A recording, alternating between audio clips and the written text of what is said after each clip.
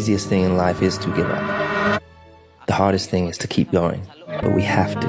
Like, we have to continue to hold on and just continue to keep your head up, continuing to march on ahead towards your dream and never losing sight. And I think that's for sure the most difficult thing, is keeping your goal and not being distracted,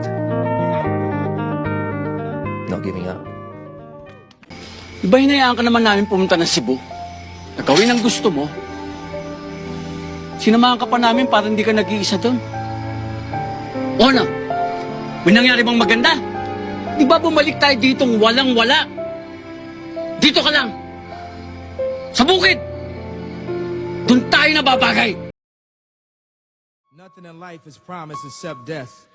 If you have the opportunity to play this game of life, you need to appreciate every moment. A lot of people don't appreciate their moment until it's past.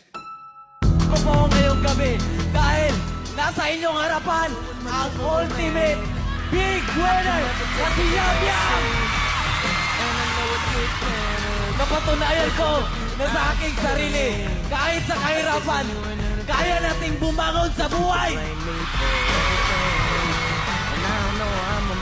Kaya nating umarap sa anumang hamon sa buhay.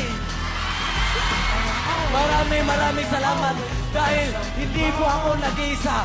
Kasama ko po si Kuya, si God, at yung pamilya ko, at kayong lahat.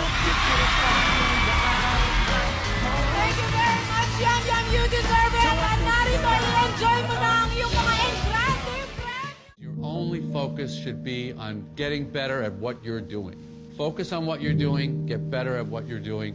All this hand-wringing worry and concern over how are people viewing me, someone said something bad about me and you get so upset about it, is wasted time and energy.